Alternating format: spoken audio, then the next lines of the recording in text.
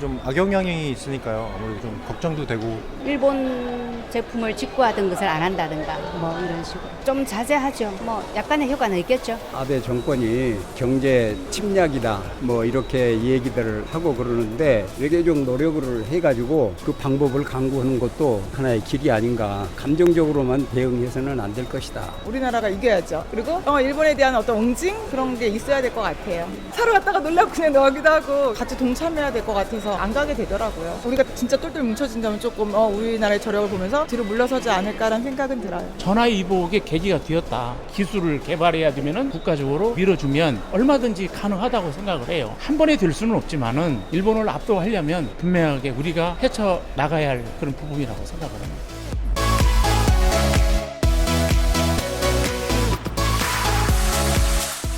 거리에서 만나본 시민들의 의견 어떻게들 들으셨습니까? 오늘 토론할 주제는 한일 경제전쟁 파장과 출구입니다.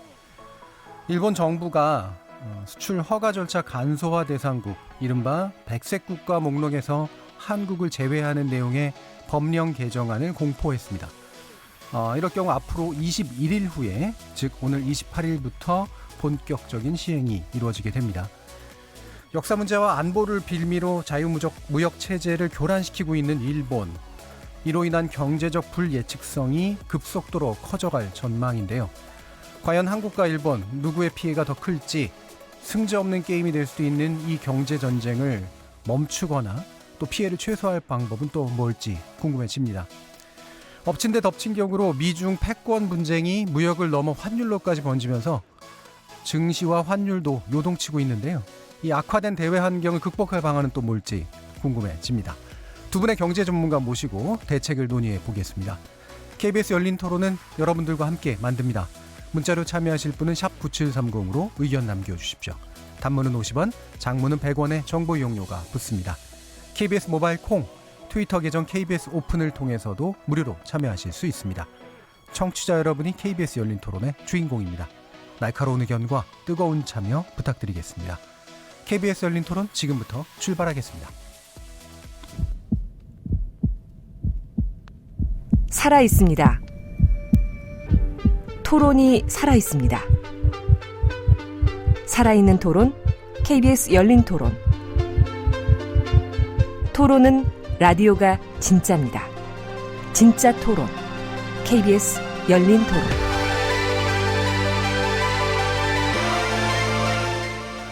자, 그럼 오늘 함께해 주실 두 분의 논객을 소개해 드리겠습니다.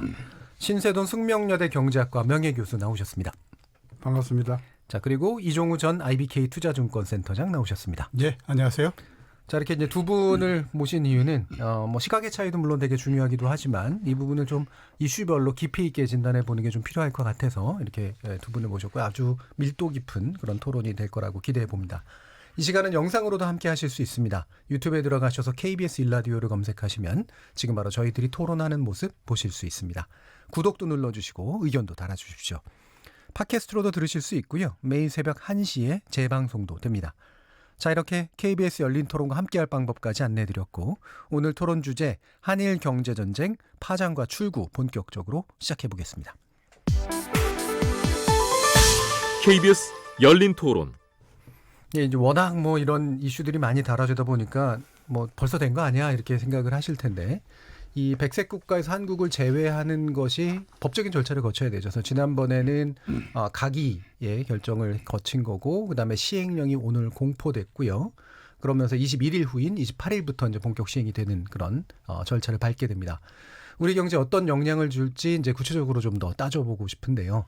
일단 신세돈 교수님께서 이 부분을 좀 구체적으로 좀 짚어보셨다고 제가 들었어요. 예. 뭐 일단 뭐 제조업 마비부터 시작해서 여러 가지 다양한 영향이 있을 거라고 보셨는데 어떤 측면들인가요? 일단 우리가 1억 달러 이상 수입하는 일본 그 품목이 110개 합하면 110억이 넘죠. 달러로. 예. 그다음에 1,000만 달러 이상 수입하는 게 371개. 그럼 요것을 1,000만 달러라만 잡아도 37억 달러죠. 예. 그럼 이 둘을 합하면 예. 한 150억. 150억 달러죠. 그쵸. 그러면 예. 요 일본에서 들여오는 재료가 전체 생산의 10%라고 가정을 하면 산출물은 1,400억 달러가 되겠죠. 예. 150조쯤 되겠죠. 결과물 관점에서. 그렇죠. 예. 그러면 이러한 일본 물건이 제때에 들어오지 못했을 경우에 생산에 차질이 생기는 직접 효과만 예. 300조 150조 정도 되지 않겠습니까? 예. 그럼 연관 효과까지 합하면 이 물건이 안 들어와서 다음 단계로 넘어가는 것까지 감안하면 최소한 300조에 가까운 생산에 차질이 온다. 그러면 이것은 한국 경제에 굉장히 심각한 파급 효과가 될 수 있다. 그런 예. 이야기입니다. 근데 그 최소한이라는 표현을 쓰셨는데 이제 방금 그거는 모든 게 이제 문제가 생길 경우지 않나요? 그러니까 그렇죠. 그 관련된 것들이 이제 그렇죠. 수입도 안 되고 그렇죠. 그렇죠. 그리고 그래서 실제 생산품이 전혀 이루어지지 않았을 경우는 막혀버리는 거죠. 예. 그러면 그게 최소한이나 최대한으로 칠 때 그런 거 아닌가요? 아니죠. 예. 예를 들어서 100만 원짜리 일본 제품을 들여서 예. 우리가 1000만 원짜리 물건을 만들어야 하는데 예. 그게 제때 안 들어온단 말이죠. 예. 뭐 언젠간 들어오겠죠. 예. 언젠간 생산이 되겠죠. 예를 들면 그러니까 일부는 들어올 수도 있고 일부는 안 들어올 수도 있고 그러면 그렇죠. 절반으로 만약에 잘라볼 수도 있는 거잖아요. 일단은 뭐 그러니까 예. 절반으로 자른다 하더라도 예, 예. 직접 효과만 쳐서 100조 이상의 규모가 되면 예, 예.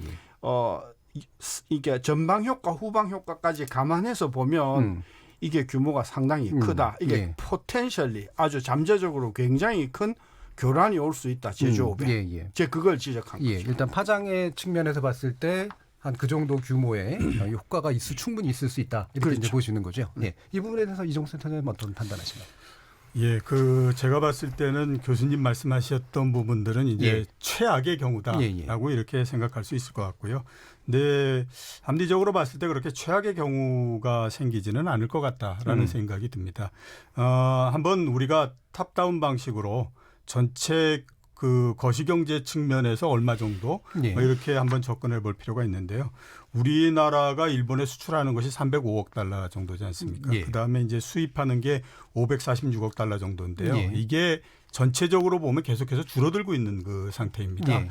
그러니까 90년도 같은 경우에는 이게 전체 수출입에서 일본이 차지하는 비중이 수출이 19%였고요. 예. 그다음에 수입이 26%였거든요. 예. 그런데 지금은 10%가 안 되는 정도로서 줄 뿐만 아니라 이런 지표들이 모두 다가 일본의 비중이 계속해서 지금 줄어들고 있는 상태입니다. 예. 그러니까 이제 좀 그런 부분들이 있다라고 봐야 되고요. 두 번째는 1,100개 품목에 대해서 이렇게 얘기를 하고 있지만 그게 일시적으로 다 그렇게 되거나 그럴 가능성은 없고요. 예. 이것저것을 저희가 한번 다 따져서 정말로 위험한 이런 부분들을 따져보면 그게 거의 50개 미만으로서 줄어들어 버리는 형태가 되거든요. 예. 그러니까 우리가 이 부분들이 문제가 있을 거다라고 생각하는 거는 이게 현재까지 일본으로부터 많은 수입을 해오고 그 의존도가 높기 때문에 그러는데요. 만약에 이게 막히거나 이런 형태가 되면 다른 루트로서 가는 예. 거거든요. 우리 내부에서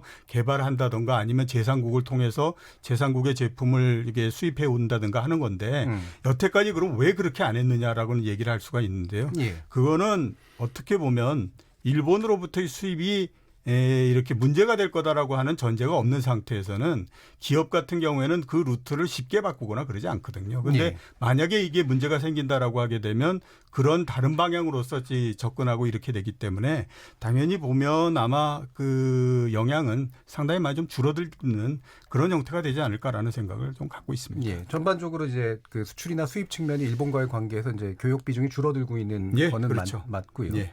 근데 이게 이제 이를테면 신세동 교수님이 지적하신 그 부분을 일정하게 받아들인다면 예. 그게 그냥 줄어드는 게 아니라 이제 충격을 가지고 줄어드는 효과는 예. 있을 수 있을 예. 거 아니에요. 그렇죠. 예, 예. 그래서 제가 말씀드리고 싶은 거는요. 어느 정도 기간 동안에 불편하기는 하겠지만 예. 그게 그렇게 결정적으로 그다음에 또 넘지 못할 정도로 이렇게 되지는 않을 거다라는 생각을 많이 갖고 근데 있습니다. 그 예, 부분에 신세동 대해서 지금 이제 줄어들었다. 그 말씀하시는데 제가 숫자를 불러드리죠. 2014년 538억 불. 그러니까 일본서 수입하는 겁니다. 2015년 460, 470, 550, 546억. 그럼 지난 5년 동안 줄어들었습니까? 잠깐 일본서? 줄었다 살짝 복원되는 그러니까 거네요. 네. 한 10년 전 2010년 11년 그때는 680억 정도 됐어요. 예. 그때보다는 지금 줄어들었다고 볼 수 있지만 최근 5년만 딱 놓고 보면 거의 변동이 없습니다. 그리고 일본으로부터 들여오는 무역 수지를 보면 무역 수지는 지난 10여 년 동안 단 한 해도 예외 없이 200억 달러가 항상 넘었고요. 작년 같은 경우는 240억.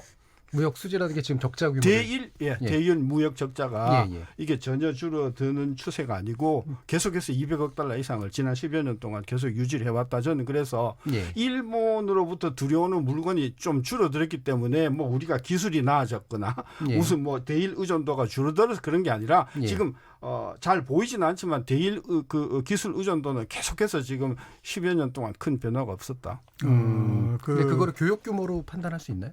기술 그러니까 아까 의존도를? 이제 예. 그러니까 이게 뭐 수입이 줄어들었다고 이야기하시는데 예. 최근 5년은 그렇게 최근 줄어들지 5년은 않았다. 거의 줄어들잖아요. 예. 그 소재 부분들이 지금 제일 문제가 되고 있는 그 상태지 않습니까? 예. 그래서 소재에 대한 의존도를 한번 보면요. 음. 우리가 2018년도에 소재 부품 관련해서 총 뭐 1,000억 달러 정도 이렇게 수입을 해왔거든요. 예. 근데 일본에서 소재 수입해오는 게 288억 불? 이 정도 됩니다. 그런데 이게 전체 소재 그 수입해오고 하는 데서 한 15% 이런 정도 수준 되는 거거든요. 예. 근데 이게 90년대 같은 경우에는 얼마였냐면 34%였어요. 그러니까 그동안에 꾸준히 계속해서 지금 줄어오고 있는 상태다라고 예. 하는 거는 아마 좀 맞지 않느냐라는 생각은 저는 좀 듭니다. 예, 알겠습니다. 자, 그러면 혹시라도 더 이런 부분에 대한 어떤 그 리서치가 돼 있으신지는 모르겠는데 어떤 우리가 품목이라든가 뭐 구체적으로 타격이 있을 거다라고 생각되는 어떤 항목들이 있을 거 아니에요? 그런 부분도 좀 보셨나요, 신선도 교수님? 제가 우리가 일본으로부터 수입하는 금액하고 예. 같은 항목에서 우리가 수출하는 품목을 비교해 보면 예. 그 비율이 1이 아니라 뭐 4, 5 넘어가는 그러니까 우리가 수입하는 게 수출하는 것보다 훨씬 더 많은 품목들이 굉장히 요소에 예. 박혀 있어요. 예. 그러니까 그 부분은 뭐 전체 추세가 어찌가 됐든지 간에 우리가 치명적으로 예를 들면요. 광학기기요. 예. 광학기기가 우리가 일본서 들여오는 게 42억 들여오거든요. 근데 우리가 그 광학 쪽에 수출하는 게 뭡니까? 6억 달러니까 42억 대 6억이잖아요. 그 전자현미경이나 뭐 카메라나 이런 쪽은 확실하게 일본이 많다 그러더라고요. 유기화학이요. 28억 우리가 수입하고요. 예. 15억 수출해요. 예. 그러니까 절반밖에 안 되죠. 그다음에 철강 제품이요. 우리가 28억 수출합니다. 일본에. 55억 수입해요. 예. 그러니까 우리 철강이 되게 센 줄 아시죠? 예. 이 철강도 우리가 수입하는 게 훨씬 더 많습니다. 예. 뭐 그렇게 따지자면 보일러와 기계류는 123억 우리가 수입하고요. 37억 수출하니까 품목별로 이렇게 놓고 보면 예. 우리가 이렇게 밸런스가 안 맞는 부분들이 너무 많고요. 그러니까 거꾸로 뭐 적자가 많겠죠. 거꾸로 예. 우리가 수출을 더 많이 한 품목들이 놀랍게도 있습니다. 예. 담배. 우리가 뭐 일본 담배 지금 수입하지 말자고 안 핀다 그러는데 우리가 담배 훨씬 더 많이 수출하고요. 술도 그렇고요. 그래서 이게 우리가 우위에 있는 부분이 있기는 있으나 그게 이제 채소라든지 농수산물 그다음에 이런 부분은 우리가 유리한데 진짜 산업의 중요한 부분에 있어서는 훨씬 더 우리가 지금 취약하다. 예. 그러니까 요번에 이 조치로 영향을 받을 수 있는 핵심적인 게 우리가 흔히 반도체 소재 3종 이렇게 이제 기억하고 있는데 이거 외에도 좀 방금 말씀하신 그런 그렇죠. 영역들이 있다라고 그렇죠. 보시는 그러니까 거예요? 지금 전기 기기 그다음에 공작 기계 우리가 지금 굉장히 그 밸런스가 안 맞도록 우리가 일본에 너무 많이 수입하는 품목이 다 취약 품목이라고 하는 거고요. 예. 지금 우리 언론에는 반도체만 지금 초점이 가 있는데 예. 저는 아까 철강 이야기 하지 않았습니까? 우리가 지금 철강만 놓고 보면 28억 수출하는데 56억을 수입하고 꼭 2배를 우리가 수입하거든요. 예. 그 수입하는 이유가 뭐냐 하면은 우리가 생산을 하지 못하거나 품질에 어떤 문제가 있어서 생산을 할 수 없는 그런 특수강들이 저는 많을 거라고 보거든요. 뭐 자동차에 쓰이는 뭐 강판이라든가 그런 것도 아니 그런 종류가 아니고 예. 그런 종류 정도면은 저는 우리 국내 업체들이 충분히 만들 수 있다고 보는데 예. 특별한 공작 기계나 특별한 어떤 그 무기류나 특별한 어떤 그런 군수 물건에 들어가는 이런 물건들은 우리가 기술력으로 생산을 하지 못하는 그런 철강 제품이 많이 있어요. 그러니까 철강이나 광학이나 말씀하신 것들이 공작 기계 같은 거 이런 것들은 화학 예, 현재 지적되지 않고 있지만 사실 요번의 조치로 상당히 타격을 입을 수 있다 이렇게 보신 거죠. 이제 그 리스트가 나와 보면 알겠지만 이번에 이제 일본이 반도체 에칭가스 뭐 이런 그 필름 같은 그런 것만 3개를 집어서 이제 개별 품목으로 옮겼지만 얘네들 입장에서 우리의 산업적인 어떤 그런 어려움을 만들 만한 그런 품목들이 너무 많다. 예. 제가 그걸 강조합니다. 알겠습니다. 이 부분은 어떻게 이종수 자유무역 세상에서 어떤 제품을 타국으로부터 수입한다라고 하는 가정을 세우지 않고 진행될 수는 없는 겁니다. 그렇죠. 그러니까 그런 면에서 우리가 이 사안을 한번 접근해 보면 역시 마찬가지로 우리가 이제 일본으로부터 어떤 것도 많이 수입을 해오고 그런 것들이 상대적으로 또 기술력이 일본이 더 뛰어난 부분들이 있기 때문에 사오고 이러는 부분들도 있지만요. 여기서 우리가 한번 생각해 봐야 될 부분들은 그렇기 때문에 우리 같은 경우에 국산화율을 꾸준히 계속해서 지금 올려가고 있는 상태이거든요. 그러니까 2013년도에 우리나라 전체 제조업에서 국산화율이 얼마 정도 됐냐면 68.3%입니다. 그게 이제 2015년까지 통계가 나와 있는데 2015년이 되면 71.4% 정도 이렇게 되거든요. 그러니까 지금 계속해서 꾸준히 올려가고 있는 상태고요. 그다음에 그동안에 문제가 됐던 60% 정도 밑에 있는 그 업종들이 반도체나 통신기계 그다음에 석유화학 이런 부분들인데 반도체 같은 경우에 보면요. 2005년도에 국산화율이 34%밖에 안 됐어요. 근데 지금이 보면 50%를 훨씬 더 넘어가고 있는 상태거든요. 그러니까 현재까지로 우리가 딱 놓고 생각을 해보면 당연히 일본으로부터 이게 기술이 더 필요하고 이런 부분들을 수입해오고 이러는 것들은 사실이지만 트렌드 자체가 계속해서 우리의 국산화율이나 이런 것들이 올라가는 쪽으로서 계속 진행이 되고 있는 상태이기 때문에 이런 부분들을 뭔가 이렇게 지금 무역 제재 이런 것처럼 어떤 트리거가 생겼을 때 이거를 극복하기 위해서 보다 더 빠른 속도로서 이걸 진행할 수 있는 능력을 가지고 있다라고 하는 거죠. 그렇기 때문에 이거를 우리가 정태적으로 현지에서 딱 끊어서 생각해서는 안 되고 좀 더 동체적으로 생각했을 때 이걸 과연 우리가 극복할 수 있는 거냐 없는 거냐 하는 것들에서 봤을 때 이게 극복하지 못할 정도 이런 거의 어려움은 아니다라고 하는 거죠. 상당 부분 국산화 전환이 가능하고 또는 이제 수입 대체성이나 이런 측면들은 어떻게 보시나요? 대체성 같은 것도 제가 봤을 때는 앞으로 계속해서 높아질 거라고 그렇게 생각이 되는데요. 우리 예를 들어서 한번 보면 지금 가장 문제가 된 것이 이제 반도체 이런 거의 소재 이런 부분들이지 않습니까? 이게 문제가 생기고 한 달이 채 안 돼서 보면 어디에서부터 나올 수 있다 이런 얘기가 나오잖아요. 그러면 왜 그동안에 못했느냐 이런 얘기들을 이제 할 수가 있는데 이거는 뭐 여러 가지 부분들이 있겠지만요. 가장 단적인 예는 기업들이 일본 제품 이외에 다른 걸 쓰질 않았기 때문에 그런 상태인 겁니다. 계속해서 써왔고 협업이 그렇죠. 계속 그렇게 돼왔고. 계속 그렇게 돼왔기 때문에 만약에 그거를 다른 제품을 쓴다라고 했을 때에 그게 문제가 생긴다라고 하면 그 문제 하나 때문에 반도체 기업들 같은 경우에는 몇백억의 손실을 볼 수 있거든요. 그러니까 기업 입장에서는 굳이 그렇게 리스크를 져야 될 필요가 없는 거죠. 이게 자유롭게 그다음에 문제가 없이 수입이 된다라고 하는 가정이 있는 한은 기업은 그렇게 리스크를 짊어져야 될 필요가 없기 때문에 계속 그렇게 간 건데 지금은 보면 그 가정이 깨진 상태이지 않습니까? 그러니까 이게 우리가 문제없이 들어올 거다라고 하는 가정이 깨진 상태가 돼버리면 이제 다른 루트를 찾을 수밖에 없는 거거든요. 그런 면에서 대체가 될 수 있다고 봐야 되겠죠. 그러면 좀 반대로 약간 뒤집어 보면 신세준 교수님께 여쭤볼게. 그러니까 우리가 이제 많이 수입하던 것들이기도 하면 동시에 이제 그쪽에서의 타격 같은 것들도 이제 있을 수 있다라고 아마 전제가 될 텐데요. 특히나 이제 우리가 완제품이라면 부품은 대체 가능성이 있는 측면들도 분명히 있는데 그 부품을 한국에게만 특히나 삼성 같은 데게만 막 이렇게 수출했던 그런 기업들 같은 경우에는 분명히 타격을 일본 같은 게 입을 거란 말이죠. 그 경우에는 또 어떻게 보시나요? 그러니까 지금 이게 이 문제를 놓고 언론이나 정치권에서 문제를 너무 펼치는 것 같아요.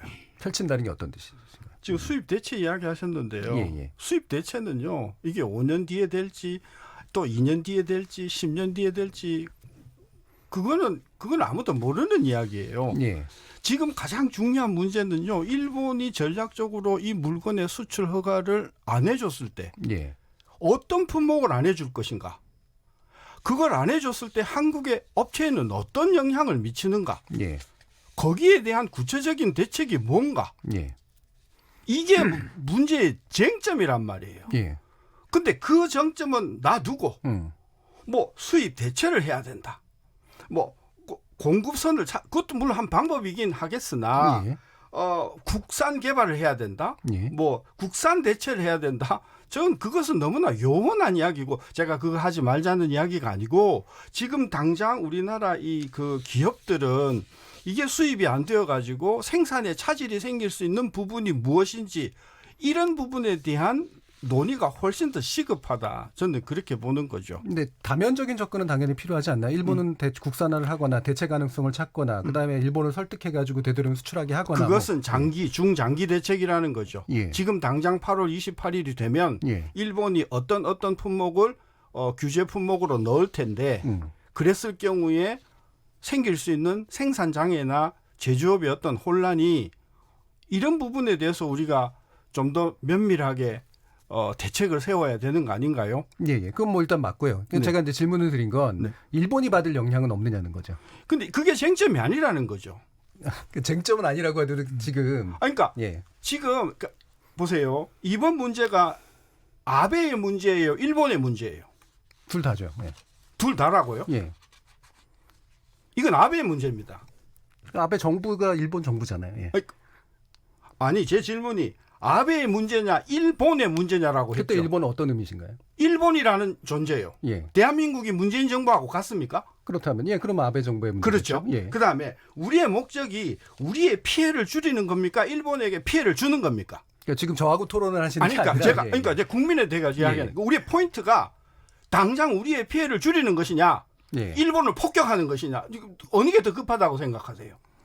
제 포인트는 그겁니다. 예. 그래서 국산 대체하고 그다음에 그 소재 부품 국산화하고 다 좋습니다. 다 좋고 지금 당장 현장에서는 8월 28일 날 일본이 수출 규제 품목으로 올리고 그다음에 수출 규제 절차를 허가 절차를 늦추고 이렇게 했을 때 우리나라 기업체들에게 당장 닥칠 수 있는 생산상의 장애 이런 것들에 대한 논의를 철저히 하는 것이 더 중요하다.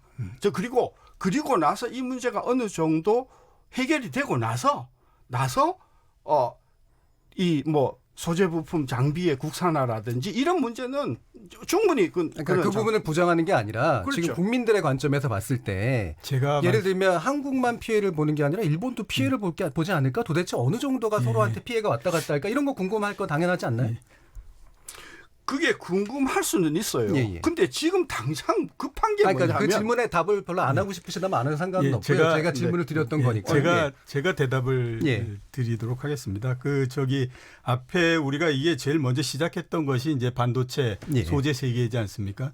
저는 그러니까 이제 질문하셨던 그걸로 해서 보면 걱정되는 부분들은 그 회사들이 잘못하면 망할 것 같다라는 게 제가 제일 걱정되는 부분들 중에 하나입니다. 그러니까 일본 그래서 왜냐하면 한번 생각을 해보시면요, 삼성전자의 부품을 납품한다라고 하면요, 그 회사 입장에서는 삼성전자의 부품 납품하는 그 총액이 매출액의 50%를 넘어갑니다. 근데 만약에 해가지고 우리가 그래서 뭐 에칭가스면 에칭가스 해가지고 그거를 대체하는 우리나라 내에서 만들어내든지 아니면 제3국의 다른 데에서 그 루트를 뚫어내든지 하게 되면요, 삼성전자 입장에서는 그거에 맞게 다시 생산을 세팅을 해야 되는 거거든요. 그게 한번 다시 세팅이 되게 되면요, 일본으로 다시 돌아갈 수 없습니다. 다시 돌아갈 수 없으면 어떤 형태가 나오냐면 그 기업 입장에서 봤을 때는 매출액이 50%가 줄어들어 버리는 거예요. 매출액이 50%가 줄면요, 영원히 적자에서 벗어나기가 굉장히 어려워집니다. 그렇죠. 그러면 그 회사들은 일단 살아남기는 굉장히 어렵다라고 봐야 될 것 같고요. 그다음에 또 하나 말씀드리면 우리가 그래서 뭐 반도체를 만들든지 뭐 해가지고 우리가 소재를 들여와서 만들어서 그거를 쓰는 또 일본 회사들이 있지 않습니까? 일본 전자회사들이나 이런 데는 또 우리 그 원가가 굉장히 상승을 해버리는 반도체 가격이 올라가고 이렇게 해서 이 때문에 그쪽에서 굉장히 큰 타격을 받을 수밖에 없거든요. 이 때문에 이거는 제가 생각했을 때는 그렇습니다. 원래 이 무역 분쟁이라고 하는 것이 선진국과 선진국이 무역 분쟁은 거의 그렇게 붙는 경우는 별로 없어요. 왜 붙는 경우가 없냐 하면 선진국과 선진국이 서로 붙게 되면요, 어떤 한쪽이 일방적으로 다른 쪽에 피해만 주기는 어렵습니다. 그렇죠. 내가 피해를 주는 만큼 남으로부터 피해도 받아야 되는 거거든요. 예. 그렇기 때문에 가능한 한 못하는 이유가 그런 형태이거든요. 예. 그래서 제가 봤을 때는 일본도 만만치 않게 피해를 볼 거다. 근데 질문 그런 하나 생각이 던질게요. 듭니다. 질문 하나 던지면 예. 그래서 일본 기업이 망했다 합시다. 예. 그게 우리한테 무슨 의미가 있습니까? 그럼 일본 기업이 망하면 그 망한 기업이 아베를 붙들고 처리하라고 그 프로세스를 이야기하시는 겁니까? 지금 제가 말씀드린 거는요. 이게 교수님하고 조금 이렇게 예. 그 관점이 조금 차이가 나기 때문에 뭐라고 말씀을 드리기가 좀 상당히 좀 그러니까 어려운 것 이렇게 같습니다. 질문을 드리는 이유가 사실은 서로 간에 지금 피해가 굉장히 클 텐데 일본 정부는 대체 어느 정도까지를 감내하려고 할까라는 그런 판단이 필요하기 때문 아닐까요? 근데 저는 우리가 수학에서 1차 오더, 2차 오더 하는 게 있습니다. 예. 우리가 지금 1차 오더로 타격을 받았어요. 예. 성공을 받았습니다. 예. 그러면 걔네들도 이제 수출을 조금 하기가 어려워지겠죠. 예. 그렇게 되면은 좀 경영이 어려워지겠죠. 예. 그건 2차 오더인 거예요. 그러니까 그렇다는 게 그러니까. 예를 들면 일본이 보기에 일본 정부가 보기에 우리 국내 기업이 입을 피해가 있겠지만 있죠. 일본 피해비 예, 예. 그 정도는 한국 기업이 입을 피해에 비해서 훨씬 더 작기 때문에 예. 이 정도는 일본 경제가 감내할 수 있어라고 판단하고 있을지 아니면은 사실은 그 판단이 잘못돼가지고 사실은 판이 바뀔지 이거를 계산해봐야 그럼 이렇게 된다는 얘기합시다. 거죠. 우리 지금 일본에 수출하는 금액이 얼마죠? 300억이죠. 예. 일본 GDP가 얼마죠? 그러니까 GDP 문제 가지고 지금 예. 그러니까 일본 5조 정도 되는 경제에 예. 우리 수입품이 차지하는 포션하고 예. 1조 7천억 달러의 우리 경제에 530억 달러를 수입하는 걸 놓고 보면 어디가 충격이 크겠습니까? 그러니까 그 결론은 일본은 경제 규모가 굉장히 크기 때문에 아베 정부는 한국에 부품을 수출하는 기업들이 망하더라도 상관없을 거다 이런 얘기신 거예요. 우리보다는 훨씬 더 타격이 적을 것이다. 예. 그렇습니다. 예. 그러면 이제 그게 일본 정부가 현재의 전략을 좀 더 강공으로 밀어붙일 기반이 된다라고 판단을 전 하시는 충분히 거잖아요. 가능하다고 봅니다. 저는 좀 그하고는 조금 생각이 다르다라는 예. 다른 것 같은데요. 이 일본이 이번 걸 하면서 처음에는 쉽게 생각을 하고 접근했는데 그 이후에 진행이 되는 것이 만만치 않다라고 하고 있다라는 생각이 드는데요. 예. 지난번에도 이제 한국 경제 잘못 판단했다는 말씀 그렇게 주셨죠. 한 게 일본이 제일 처음에 어떤 생각을 했을까라고 생각을 해보면요. 중국하고 일본 사이에 그 영토 분쟁이 붙고 있는 다웨이다우 있지 않습니까? 예. 그거 분쟁이 붙었을 때에 중국이 어떻게 했냐면 히토류에 대해서 수출을 금지시켜 버렸어요. 예. 그로부터 사흘 후에 일본이 항복을 하는 형태가 돼 버렸거든요. 예. 그러니까 일본은 그런 형태로서 본인들이 움직였기 때문에 이번 같은 경우에 우리를 압박을 하게 되면 우리도 똑같은 형태로 나올 거다라고 생각을 한 거죠. 예. 근데 일단은 그런 형태에서 상당히 벗어난 형태로 우리의 대응이 나오기 시작을 했기 때문에 오늘 같은 경우에 보면 1180개 우리 얘기했지만 어떤 품목을 할 건가 하는 것들에 대해서 얘기를 하지 않지 않았습니까? 그렇죠. 그러니까 예. 그런 부분들은 뭐냐면 일본도 처음에 생각하고 접근했던 것과는 상당히 다른 형태로서 예. 움직이고 있기 때문에 여기에서 본인들이 이렇게 한 텀을 가지고 시간적 여유를 가져야 되겠다라는 생각으로서 지금 접근하고 있는 거거든요. 그렇기 때문에 제가 생각했을 때는 이게 더 크게 확전이 되고 이러기는 상당히 좀 힘든 국면으로서 진행이 되고 있다. 이렇게 볼 수가 제가 있겠죠. 반론 하나 할게요. 예. 일본이 이 문제를 해야 되겠다고 생각한 것이 저는 굉장히 오래됐다고 생각합니다. 예.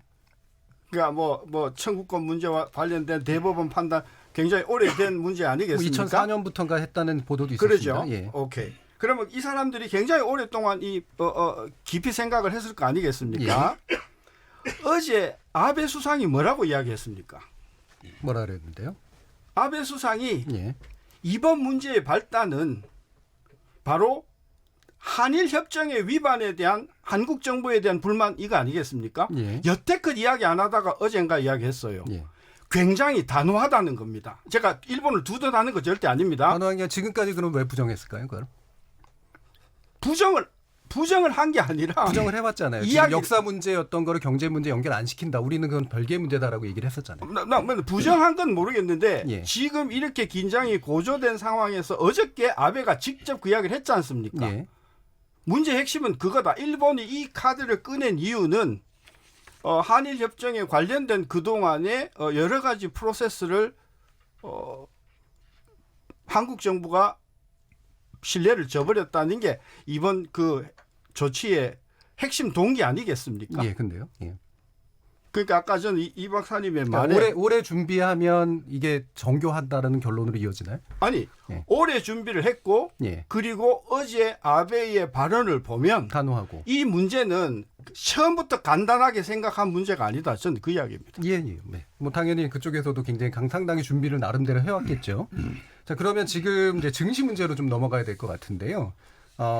주식 시장이 상당히 좀 안 좋죠 지금. 네. 2000대가 무너졌고 1900대로 마감했다가 20으로 다시 1900대 위로 약간 회복했던 이런 모습으로 이제 되게 상당히 출렁였는데 이게 단순히 우리나라만의 또 문제는 아니기 때문에 이 부분을 이제 현재 한일 갈등의 결과와 직접적인 결과로 볼 것이냐 아니면 좀 더 넓은 맥락으로 볼 것인가라는 그런 논쟁도 좀 있는 것 같습니다. 이 부분에서는 이종훈 센터장님 어떻게 보십니까? 한일 문제로 해서 주가가 떨어졌다라고 하면 예. 그 7월 1일에 그 세계 반도체 세계 소재에 대해서 얘기를 했을 때 그때 주식 시장이 굉장한 요동을 쳤겠죠. 왜냐하면 가격이라고 하는 것의 속성이 어떤 재료가 나올 때에 첫 번째 재료가 나올 때 가장 많이 움직이는 거거든요. 예. 그런데 이번 같은 경우에는 첫 번째 나오고 어떻게 생각하면 예고가 돼 있었던 거잖아요. 화이트리스트에서 제외한다.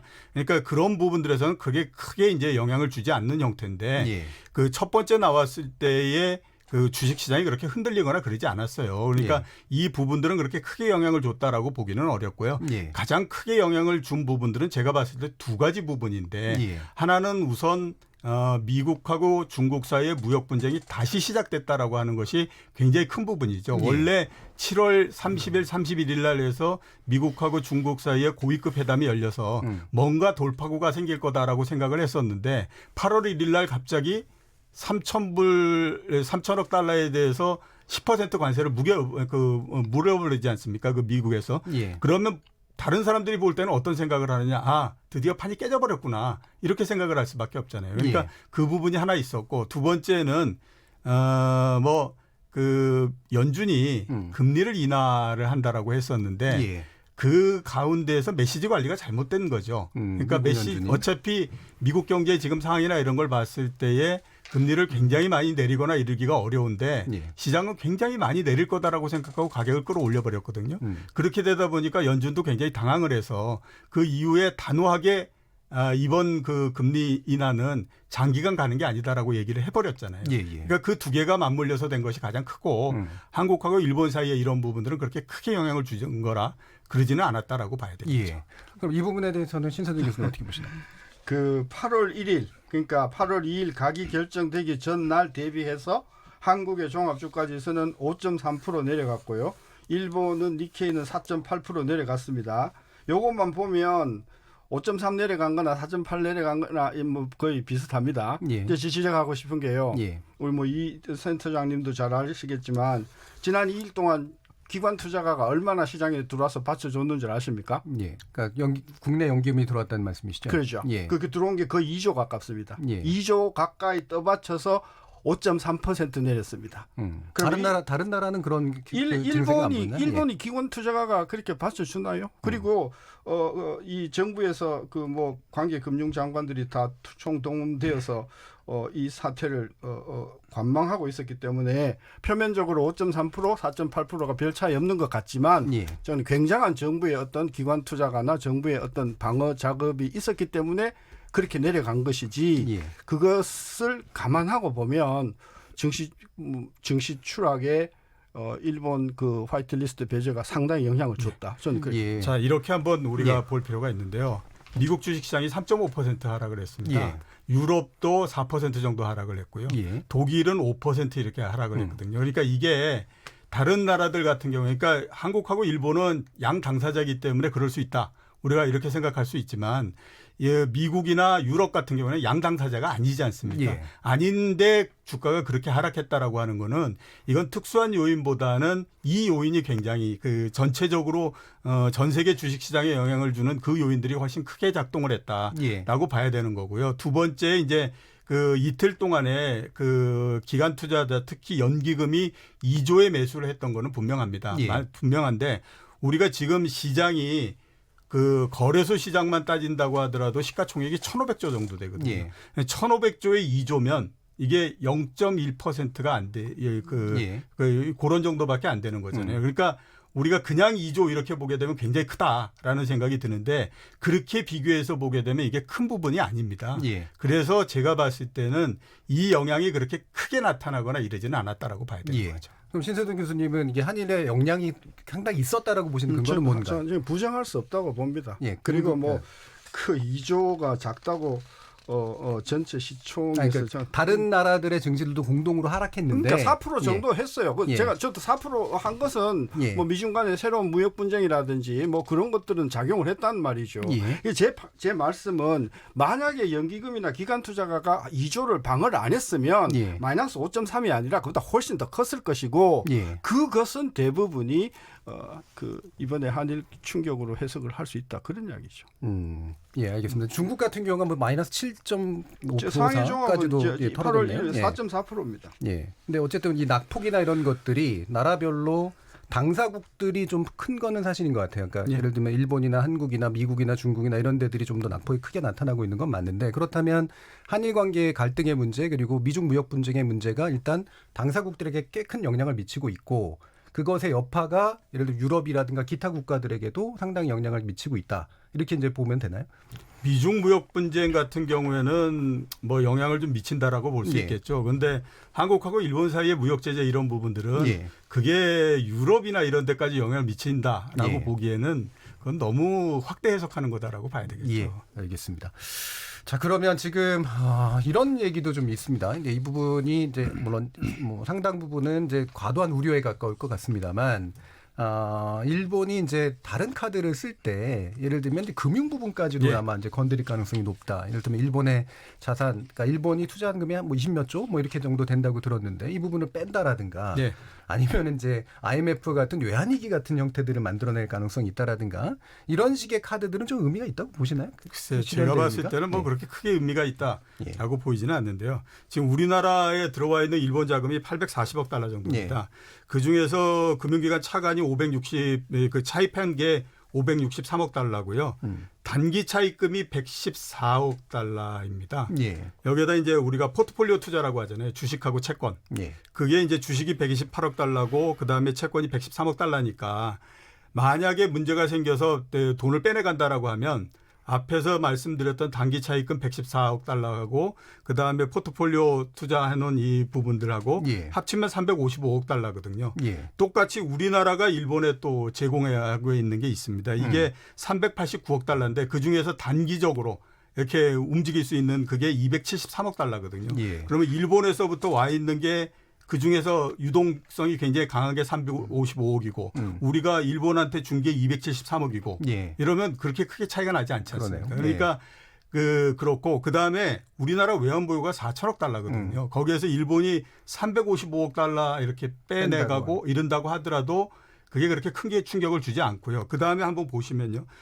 주식이나 채권 이렇게 해서 투자한 거는 이건 일본 정부가 투자한 게 아닙니다. 그러니까요. 일본의 네. 기관들이 투자를 한 거거든요. 그러니까 우리가 그냥 생각하면 일본 정부가 어떤 얘기를 하면 모두가 일관되게 다 따라서 이렇게 할 것 같지만 투자를 하는 사람들은 이 투자 자체가 수익을 얼마나 낼 수 있느냐 없느냐를 가지고 판단하는 거지 정부가 얘기를 한다고 해서 그거를 일사불란하게 이렇게 움직이지 않거든요. 예. 그런 면에서 보면 이게 뭐 문제가 생기고 이럴 가능성은 그렇게 높지 않다라고 보는 게 맞죠. 그럼 추가로 이제 한국 기업에 대한 신용장 발부에 있어서 예. 일본계 은행이 이제 끼어드는 문제 예. 이런 것도 좀 가능성이 있는 위협인가요? 옛날 같은 경우에는 그렇게 많이 했었죠. 우리가 예. 일본에 수출을 하고 할 때는 우리 은행들을 잘 못 믿기 때문에 우리나라에 들어와 있는 일본 은행들을 통해 가지고 신용정 계산을 하면서 거기에다가 이제 보증을 받게 하고 이런 형태로서 많이 했거든요. 예. 근데 지금은 그런 부분들이 굉장히 많이 줄어들었습니다. 지금은 어느 정도냐면요. 올해 상반기 중에 그 비중이 0.1%밖에 안 됩니다. 예. 그러니까 그렇게 큰 게 아니고요. 그다음에 그 무역의 형태가 그동안에 이제 신용장 개설의 형태에서 송금의 형태로서 바뀌었어요. 예. 그래서 지금 신용장을 통해 가지고 무역이 되는 부분들이 98년도만 해도 62% 정도였거든요. 지금이 15% 정도밖에 안 됩니다. 그러니까 전체적으로 이 규모가 굉장히 많이 줄어들었기 때문에 크게 문제가 없고요. 또 하나 보면요. 은행들 간의 신용 등급 보면 과거 같은 경우에는 우리나라 은행들이 그 일본 은행들의 신용 등급하고는 비교가 안 됐잖아요. 굉장히 낮았죠. 예, 근데 지금은 우리나라 은행들의 신용 등급이 훨씬 더 높습니다. 예를 들어서 보면요. 산업은행이나 수출입은행 같은 경우가 그러니까 AA, AA 2개고요. 우리나라의 일반적으로 뭐 하나은행이든지 신한은행이든지 이런 데가 A 플러스거든요. 예. 일본 은행들 같은 경우가 굉장히 좋은 은행이 A 플러스고요. 그렇지 않은 은행들 같은 경우는 그냥 A 등급이에요. 예. 그러니까 상대적으로 우리가 신용 등급이 더 높기 때문에 굳이 일본 은행에 가서 그 보증을 받아가지고 이렇게 할 필요가 없기 때문에 이게 그렇게 크게 문제가 되거나 그러는 부분들은 아니라고 봐야 되죠. 그러니까 왜 이런 얘기가 나왔느냐라는 걸 한번 보면요. 일본 사람들이 현재 한국 경제를 판단하는 부분들이 저번에 와서 제가 말씀드렸던 것처럼 과거로서 보면서 판단하기 7, 80년대 때문에 한국 경제로. 자꾸 이런 형태로서 얘기가 나오는데 현실하고는 안 맞는 형태가 계속되고 있는 이런 거죠. 위협 아니 일본 내부에서 나오는 겁니까? 아니면 한국이 그걸 예측하고 있는 겁니까? 일본 내부에서도 일부분 나오는 부분들이 있고요. 그러니까 일본에서는 잘 모르면서 그 얘기를 하는 거고 그게 우리나라에서 들어오면서 증폭이 돼버리는 형태로서 진행이 되고 있는 거죠.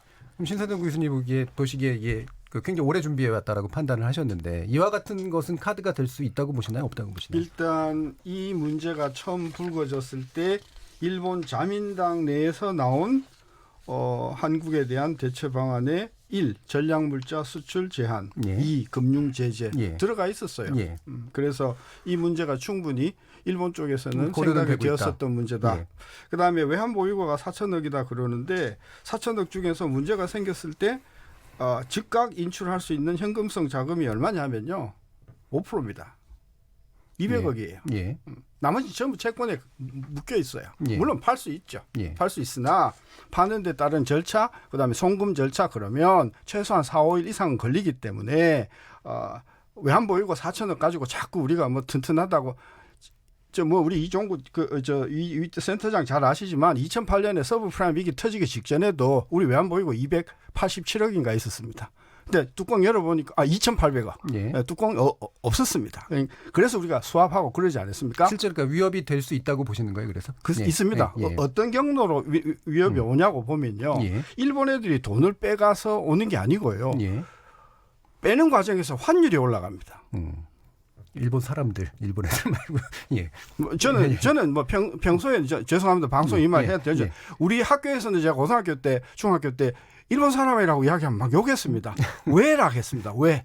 어쨌든 외인들이 우리 돈을 빼나갔을 때 그것이 환율의 상승을 초래하고 그 상승의 환율을 적절히 관리하지 못하면 추가적으로 환율 불안으로 인해서 국내에 들어와 있는 자금이 빠져나가는 이 경로가 일본발 금융위기라고 하는 것이 저는 핵심이다. 저는 그래서 금액을 자꾸 이야기하는데 금액이 문제가 아니라 환율이라고 하는 방아쇠를 당길 여지가 충분히 있다. 그 정도 그러니까 환율 충격을 초기에 딱 줄 수 있을 정도의 위협은 충분히 가능하다. 충분하죠. 지금 벌써 지금 환율이 지금 뭐 일주일 사이에 지금 1,214원까지. 그게 이제 일본의 어떤 공작이라고 보시나요? 아니, 그러니까 일본 영향으로 인해서 환율이 올라갔다고 보는 거죠. 그리고 그때 영향은 어떤? 그러니까 이 사태가 앞으로 상당히 한국을 불안하게 할 것이고 빼나갈지도 모르겠고 불안하고 경제가 어려워질지도 모르니까 미리 달러를 사두자.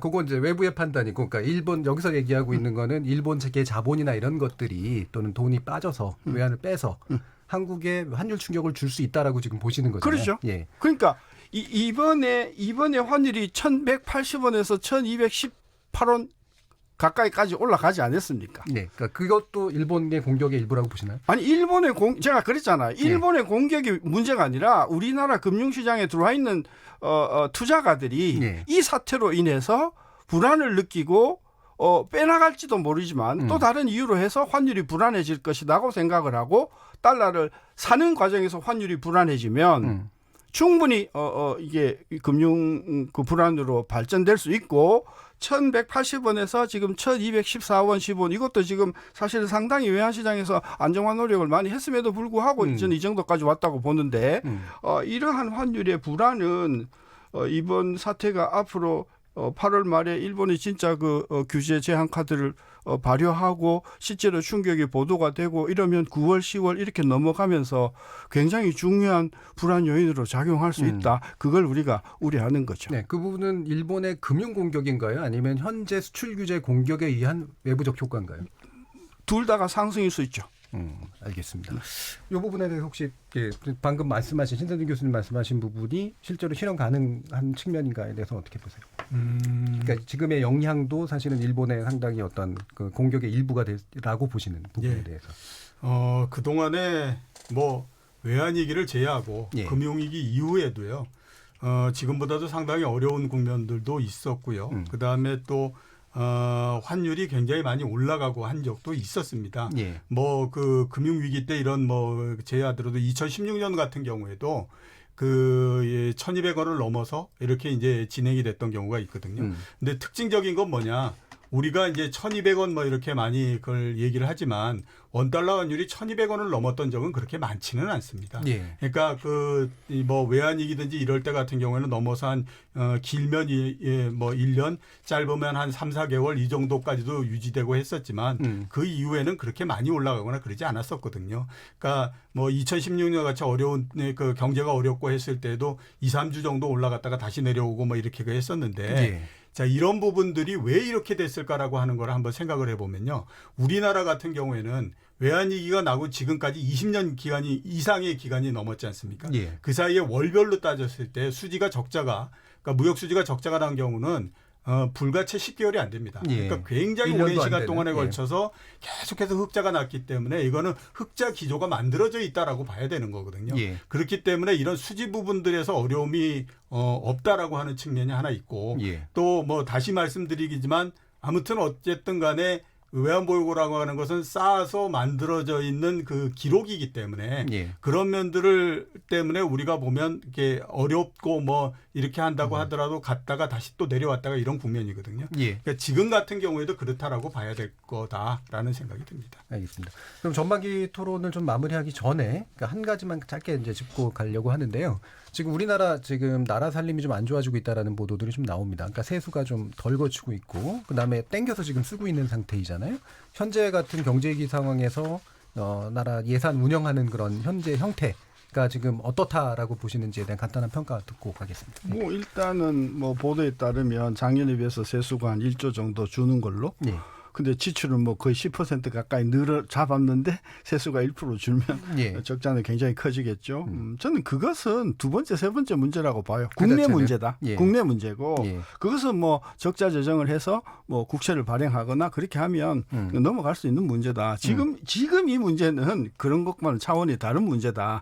이제 우리 이 센터장께서는 큰 문제가 아닐 거라고 생각. 저도 그랬으면 좋겠는데 여러 가지 어떤 산업적인 구조나 이런 것을 봤을 때는 이 문제가 상당히 굉장히 큰 문제가 될 수가 있으므로 사전에 굉장히 우리가 철저하게 빨리 이 문제를 조기에 봉합하자 하는 게 제 생각이죠. 이종수 대장님. 뭐 어떻게 생각하면 당연한 결과죠. 원래서부터 정부가 그 얘기를 하지 않았습니까? 경기 부양을 위해서 땡겨서 진도율을 빨리 하겠다라고 얘기를 한 거잖아요. 진도율 실제로 보면 그 작년보다도 3.4%포인트 더 많습니다. 그러니까 훨씬 더 앞당겨서 많이 썼다라고 하는 거거든요. 그런 거에서 보면 현재까지 그 적자가 나고 하는 거는 그런 구조에서 보면 당연하다라고 봐야 되는 거죠. 문제는 뭐냐면 현재 우리나라 재정이나 이런 부분들은 굉장히 건전하기 때문에 뭐 이렇게 된다고 하더라도 그리고 연말까지 해서 뭐 일정하게 어느 정도 수지가 적자가 난다고 하더라도 크게 문제되는 건 없다라고 봐야 되죠. 이 전반부 토론에서는 일본의 한국에 대한 백색 국가 재배 조치가 가져올 경제적 파장에 대해서 약간은 다른 시각들을 가지고 진단을 좀 해봤고요. 이 상처를 최소화할 방법은 무엇일까? 이 해법에 대해서는 후반부에서 또 짚어보도록 하겠습니다. 여러분께서는 KBS 열린 토론과 함께하고 계십니다.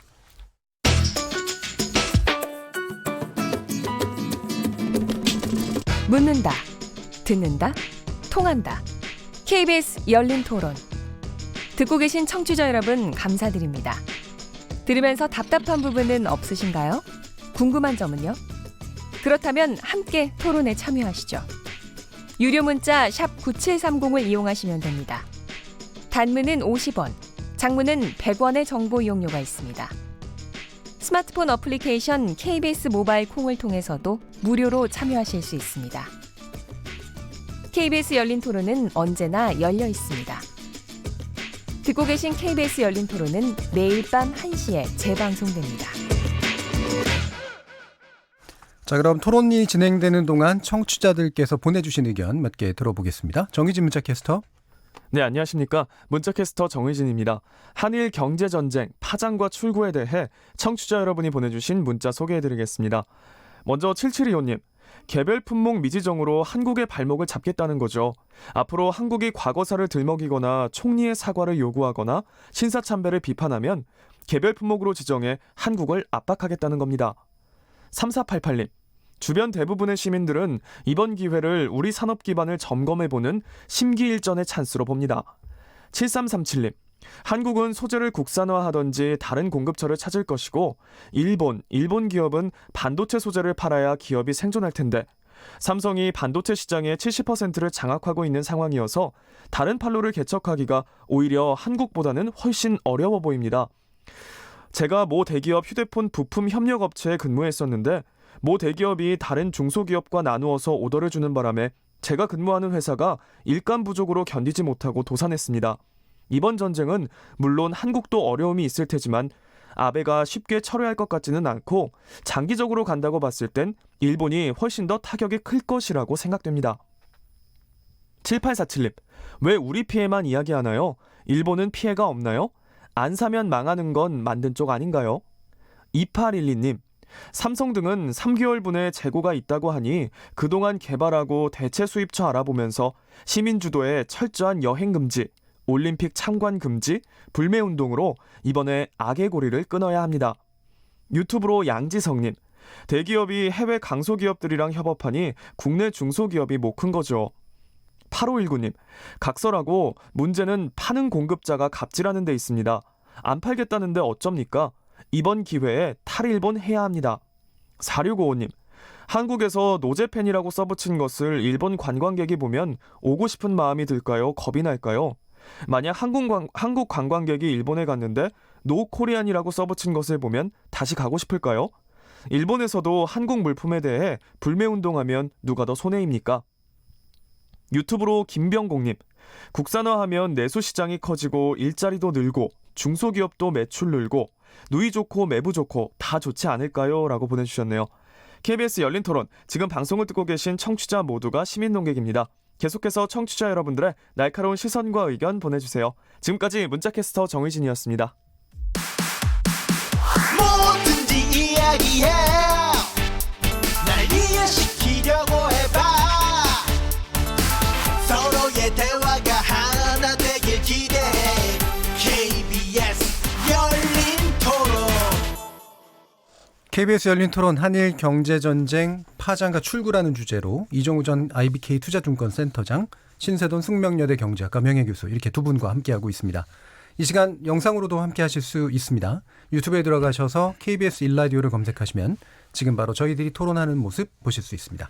자, 그럼 후반부 토론 시작할 텐데요. 시간이 또 아쉽게도 많지는 않아서 아주 구체적인 대안들 가지고 얘기하기는 좀 부족할 것 같은데 일단 정부 쪽을 좀 짚어보죠. 신세돈 교수님 보시기에 사실 이 현재 정부가 대응이 잘 안 되고 있다라고 기본적으로 좀 판단을 하시잖아요. 좀 부족하다고 보는 거죠. 어떤 측면들이 좀 8월 부족하다고 2일 날이요. 예. 일본 가기에서 백색 국가 명단에서 뺀다고 이제 그 가기가 나왔을 때 바로 그날 정부 합동 브리핑이 있었고 거기에서 나온 그 세 가지 대책이 첫째 우리도 그럼 일본을 뺀다. 둘째 WTO 제소하겠다. 셋째가 기업 지원 대책이에요. 저는 이 기업 지원 대책이 제일 꼭대기에 가야 된다고 생각한다. 거기에 이제 보니까 일단은 정보를 이제 철저히 이제 정보 지원을 하겠다고 해서 전략물자관리원에 아주 그 대폭적인 기능을 강화하겠다. 굉장히 좋은 아이디어고요. 그다음에 새 공급처 발굴했을 때 50% 자금 좋아요. 여기 세 번째가 뭐냐? 피해 기업의 경우에 예산, 세제, 금융 지원을 조속히 시행하겠다 이렇게 돼 있거든요. 근데 뭐가 피해 기업이죠? 그리고 피해를 어떻게 정의를 하죠? 누가 피해 기업의 대상이고 누가 얼마의 피해를 받죠? 이런 부분에 대한 보도가 없었어요. 그러니까 지금 많은 기업들이 내가 만드는 물건들이 일본에서 오는지도 모르고 그리고 만약에 온다고 했을 때는 내가 피해가 얼마인지도 모르고 예. 그 피해를 어떻게 계산하는지도 모르고 정부가 어떤 지원을 주는지도 전혀 모르는 상태에서 이것을 지원 대책이라고 내놓으니 내가 만약에 해당되는 기업이라 하면 전혀 이게 지원이 아닐 것이다라고 생각을 한다는 것이죠. 저는 그래서 8월 2일 날 뭐 당장 급하니까 그럴 수 있다고 생각합니다. 예. 근데 지금 벌써 8월 7일, 8일, 9일 넘어가지 않습니까?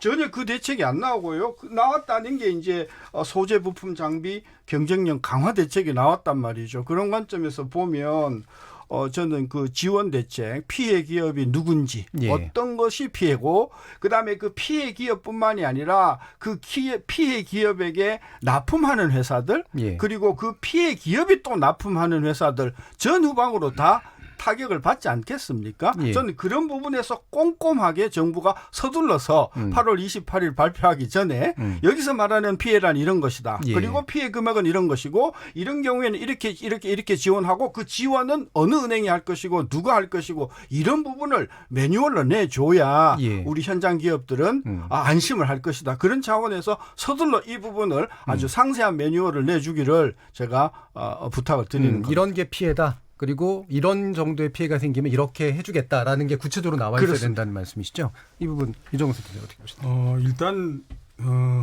교수님 말씀이 조금 이렇게 실현되기가 좀 어렵다고 쉽지가 보세요. 않은 예. 부분이다라고 우리가 볼 수 있는 부분들은 예. 일본에서 아직 리스트를 내놨지 않았기 때문에요. 예. 이게 어떤 기업들이 어떻게 문제가 생길 건지 하는 것들을 현재로서는 참 판단하기가 굉장히 어려운 상태라고 봐야 되거든요. 예. 그렇기 때문에 현재로서는 아마 내기가 좀 쉽지는 않을 거다라는 생각이 들고요. 그 다음에 아직까지 이게 정부의 정책이라고 하는 것이 어떻게 생각하면 제일 처음에는 아웃라인만을 정하고 예. 그다음에 세부적인 부분들은 세부적으로서 각 부처별로 이런 형태로서 들어가기 때문에 이제 아마 아직까지는 그런 부분들이 나오기는 좀 어려울 것 같다라는 생각이 들고요. 예. 이런 부분들이 1차적으로 해결을 해야 되는 부분들은 기업 차원에서 해결을 해야만 됩니다. 왜냐하면 직접적으로 닿는 부분들이 기업들이 해야 되는 거기 때문에 이제 당연히 그렇고요. 물론 뭐 정부의 대책이나 이런 부분들을 우리가 현재까지 보면 굉장히 서두르고 하는 부분들도 있고 예. 이런 것들을 배제할 수는 없다라는 생각이 드는데 서두르고 하는 건 어떤 측면들이? 그러니까 말씀하셨던 것처럼 정책이나 이런 것들이 어떻게 생각하면 완성이 되지 않은 상태에서 서리 근처에 예, 이렇게 나오지 않습니까? 그러니까 예. 그리고 또 뭐 일본이 백색 국가에서 우리를 제외했으니까 우리도 제외하겠다 이런 예. 것들은요. 실제적으로 경제적인 측면에서 봤을 때는 별다른 의미가 없어요. 그렇죠. 그냥 정치적인 선언 정도 이런 걸로 보는 거거든요. 예. 그러니까 이제 그런 것들이 아직까지는 이게 대응이나 이런 것들이 상당히 미흡하다라는 생각이 드는데 예. 아마 이것들은 시간이 가면서 조금씩 해결을 봐야 되는 부분이 아닌가라는 예. 생각이 좀 듭니다. 자, 지금 이제 그 부처 합동으로 기업 지원 대책 등 부족하지만 정부가 발표를 하고 있는데 자유한국당 같은 경우는 그러니까 경제 자체를 바라보는 시각이 바뀌어야 된다. 정책의 방향은 근본적으로 전환해야 된다. 그래야 현재 문제에 대응이 가능하다. 이런 류의 이제 주장을 펼치는 것 같아요. 이 부분에 대해서 신선생 교수님 어떻게 보시나요? 구름 잡는 이야기죠. 이것도 역시 마찬가지로. 그러니까 예. 지금 당장 급한 것은 예. 아니 그 450억 달러, 500억 달러면은 거의 50조, 60조에 해당되는 물건을 일본으로부터 수출하는 우리나라 수입하는 기업들이 있는데 예. 이 기업들이 당장 지금 발등에 불인데 그 부분에 대한 대책이 세밀하게 나오지 않고 뭐 체제를 바꾸라 이러는 것은 너무 저는 좀 죄송한 이것 또한 먼 얘기다. 먼 예. 이야기죠. 지금 예. 당장 급한 것은 지금 아까 이야기한 대로 지금 피해 기업이 누구고 예. 그런 피해 기업에 대해서는 어떻게 지원할 것이며 그 지원 지체는 누구고 한도 이런 거 매뉴얼을 전 내줘야 된다고 보는 예를 들어 주시면 어떤 구성이 가능할까요? 자, 예를 들면 이런 겁니다. 자, 우리가 일본으로부터 A라는 제품을 1억 원어치 수입한다. 예. 1억 원어치 수입해가지고 우리가 만드는 연간 매출이 예를 들면 50억이다. 예. 그랬을 경우에 1억 수입해가지고 50억을 만들었을 때 이 기업의 그런 피해는 얼마로 봐야 되나요? 1억인가요? 아니잖아요. 예. 그러니까 그런 부분에 대한 정부의 어떤 세밀한 어떤 정의가 있어야 된다는 것이죠. 예. 그래서 1억이 들어와 가지고 연간 매출이 50억인 경우에는 6개월 동안에 매출에 해당되는 금액 25억을 정부가 뭐 저이자나 또는 무이자로 자금을 공급하겠다. 그리고 그 1억에 해당되는 일본 물건을 다른 데서 우회 수입하는 데 들어가는 각종 그것들을 우리가 정부가 해주겠다. 뭐 구체적으로 저는 얼마든지 나올 수, 물론 이제 품목이 많긴 하지만 전 정부가 충분히 그걸 해야 된다고 보는 거고요. 그다음에 아까 제가 만약에 정책 당국자였으면 8월 2일 날 가기를 한다는 걸 알았지 않습니까? 뭐 한 달 정도 알았지 않습니까? 저는 그래서 가기에서 그날 제 기억에는 10시 한 30분쯤 나왔다고 기억이 되는데 10시 30분에 일본이 우리를 화이트리스트 배제했다라고 발표하는 순간 대한민국 산업부 장관도 동시에 우리도 일본에 대해서 우리가 화이트리스트에 배제를 한다. 저는 같이 했으면은 훨씬 더 저는 우리 국민들도 박수를 쳤을 것 같아요. 예, 그게 발표 당시에 효과가 있든 없든 간에 저는 그런데 나중에 보니까 화이트리스트 배제를 검토하겠다고 뭐 이렇게 발표를 하신 거라서 맥이 좀 빠졌거든요. 효과가 없더라도 사실은 바로 즉시 해야 된다. 바로 하고요. 우리도 충분히 할 수 있었다고 보는데 저는 그 부분이 조금 아쉽습니다. 예. 지금 뭐 얘기를 보니까 당일 오후에 이제 우리도 발표했는데 그 발표의 내용이 검토 정도 수준이었죠. 그러니까, 그러면 또 한 가지 얘기가 이 부분에 대해서 혹시 이종훈 센터장님 얘기하실 분? 경제 체제를 바꾸자라는 얘기는 진짜로 이건 모호한 얘기일 수밖에 없죠. 그러니까 그 정치적인 수사 이해는 거의 아무것도 아니다라는 생각이 드는데요. 예를 들어서 한번 보면요. 미국 같은 경우가 최근에 가장 크게 경제 체제가 바뀐 것이 레이거노믹스를 1980년대 이때 그 도입을 한 거지 않습니까? 그 효과가 언제부터 나타나냐면 92년 넘어서부터 나타났습니다. 그러면 10년이 훨씬 더 넘은 다음에서부터 나타나고 이게 특수한 경우가 아니고 경제 체제라는 것이 한번 바뀌고 나서 그게 효과가 나올 때까지는 굉장히 오랜 시간이 걸린 다음에 나오는 거거든요. 근데 이게 왜 지금 나와서 이걸 하는지 이해가 안 됩니다. 그러니까 지금 경제 체제를 바꾸는 것이 만약에 진짜 짧게 지나서 한 3년 후 정도의 그 효과가 나온다라고 하면 그게 한국하고 일본 사이의 무역 분쟁 이 부분하고 어떤 그게 있는 건지 이거는 정말 정치적인 수사 그다음에 정치적인 공격 용어 이거 이해에는 별다른 의미가 없다라는 생각이 좀 많이 듭니다. 문재인 대통령이 이제 대책을 얘기하면서 발표한 이 평화적 경제론이라든가 이런 것들은 어떤 맥락에서 이해를 해야 되나요? 그것도 제 생각으로는 경제적인 그리고 지금 진행하고 있는 거에서는 맥락이 좀 안 맞는다라고 봐야 되죠. 장기적인 상으로서 그렇죠. 있을 수 그러니까 있으나. 이제 장기적으로 평화 이게 이렇게 돼서 남북 간에 그 교역이 많이 활성화되고 뭐 이렇게 해서 이게 경제 전체적으로서 어느 정도 우리나라의 경제를 올리고 그럴 수는 있다라고 하더라도 이게 당장의 어떤 대책이 되거나 이러기는 굉장히 어려운 부분이거든요. 그러니까 앞에서 자유한국당 말씀하셨고 지금 이 두 개를 전부 다 놓고 봤을 때 두 개 다가 경제적으로 지금 당장에 어떻게 이루어지고 있는 이런 부분들에 대한 대책 이거하고는 전혀 상관이 없고 그냥 정치적인 수사 이 부분들에서 상당히 벗어나지 못한다 이런 생각을 저는 좀 듭니다. 제가 그 말씀을 가지고 제가 이렇게 생각했어요. 구미를 완전히 들어서 개성으로 갑시다. 구미는 그 경북 구미? 네. 그런다고 우리 국가 경제가 살아나나요? 그러니까 구미공단이 울산을 같이 옮긴다고 개성 부근으로 가서 구미하고 울산공단을 개성 주변에 세운다고 우리 경제가 뭐 도약을 하나 일본을 따라갈 수 있나요? 저는 그래서 그 이 센터장님 말씀 맞다나 평화 경제가 뭐 일본을 따라잡는다는 것은 정치적인 구호로서는 뭐 상당히 뭐 매력이 있는 말이나 당장 지금 급한 문제를 해결하는 것에는 저는 전혀 와닿지 않는 말씀이라고 보는 겁니다. 뭐 제가 이제 그 앞에 월요일 코너에서도 이제 이 부분을 얘기한 적은 있었는데요. 이거를 제가 또 이해하는 방식은 그러니까 현재 이제 일본이 사실은 자유무역 체제를 사실 흔들면서 현재의 상황을 만들고 있기 때문에 우리는 그렇지 않게 하겠다라는 약간의 대외적 정당성 거기에다가 실제로 당장의 문제를 해결하진 못하지만 국민들에게 약간의 일전을 이제 얘기를 하면서 앞으로 장기적으로 이런 방향으로 우리는 충분히 극복할 수 있습니다. 그러니까 단기적인 문제에 우리 집중합시다. 뭐 이런 정도의 의미로 또 이해할 수 있는 부분은 없을까요? 그런데 저는 이렇게 반어적으로 물어봤어요. 그럼 지난 40년 동안 우리가 발전한 게 평화가 없었나요? 현재 발전 과정은 평화 경제의 방식은 아니었었다. 그러니까 지난 40년, 50년 동안 우리 한국 경제가 발전해 온 것에 이게 평화가 없었나요?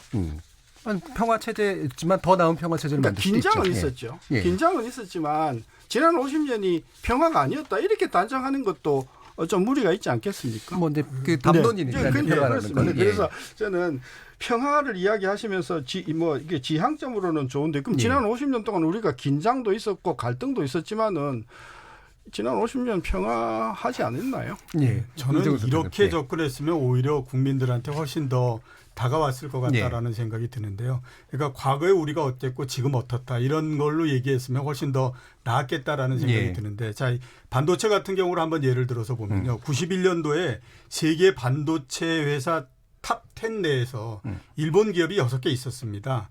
그 1등이 NEC고요. 2등이 도시바고 이랬거든요. 예. 지금 그 2018년까지를 보면 일본 10대 기업 중에서 일본은 하나도 없어요. 1등이 삼성전자고 3등이 SK하이닉스고 이게 참 이랬거든요. 10년 차이에 예, 바뀌었죠. 그러니까 이렇게 예. 바뀌었잖아요. 그러니까 우리는 이렇게 이게 극복하고 이렇게 왔습니다. 예. 지금 이런 부분들은 그렇게 크게 우리 옛날에 비해서는 우리가 이게 겪어야 되는 고통 이런 것들이 그렇게 크지 않기 때문에 이런 것들을 감내하고 앞으로 가면 훨씬 더 좋습니다. 이런 부분들이 어차피 상당히 정치적인 수사 이런 부분들이었다라고 하면 훨씬 더 국민들한테 와닿지 않았을까라는 생각이 저는 좀 들어요. 알겠습니다. 이 후반부 토론도 이제 거의 좀 끝나갈 시간인데요. 사실 한국과 일본이 국제 분업 시스템 안에서 나름의 이제 제대로 된 역할들을 하면서 상호간에 좀 호혜적인 관계를 유지해 왔던 측면들이 있는데 이 부분이 이제 갑자기 이제 깨져나가는 거 상당히 좀 안타까운 측면들이 좀 있습니다. 그래서 좀 마무리 발언으로 못다 하신 말씀이나 아니면 부탁하고 싶으신 바, 제언하고 싶으신 바 있으시면 들어보겠습니다. 신세돈 교수님. 이번 사태의 본질은 아베가 우리 한국 1965년 그 한일 협정에 대한 그 후에 어떤 일련의 사태에 대한 불만인 것이다.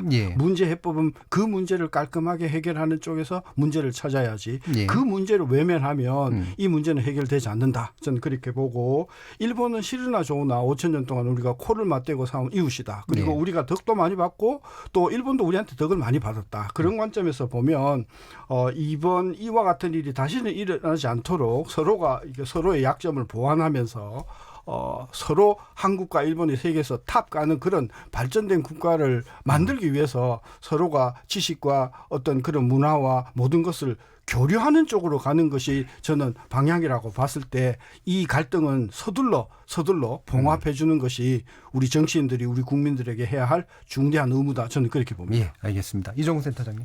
예, 저는 이번이 우리나라하고 일본이 처음으로 무릎을 맞대고 경제적인 부분을 한번 따져보는 때이기 때문에요. 이 부분들에서는 뭐 그래도 우리가 어느 정도의 위상이 된다라고 하는 걸 한번 보여줬으면 좋겠다라는 생각이 들고 우리는 우리를 좀 믿었으면 좋겠다라는 생각이 많이 듭니다. 한국 경제는 70년 동안 어떤 곳에서도 이루지 못할 정도로 굉장히 눈부신 발전을 해왔기 때문에 이런 경제적인 부분들에서 어느 정도 매듭이 지어지게 되면 저는 정치적 부분도 매듭이 지어질 거라고 생각을 하고 있습니다. 알겠습니다. 예, KBS 열린 토론 오늘은 한일 경제전쟁 파장과 출구라는 주제로 이렇게 두 분의 전문가와 함께했습니다. 신세돈 교수님 그리고 이정우 센터장님 두 분 모두 감사드립니다. 감사합니다. 수고하셨습니다. 저는 내일 저녁 7시 20분에 다시 찾아뵙겠습니다. 지금까지 KBS 열린 토론의 정준이었습니다.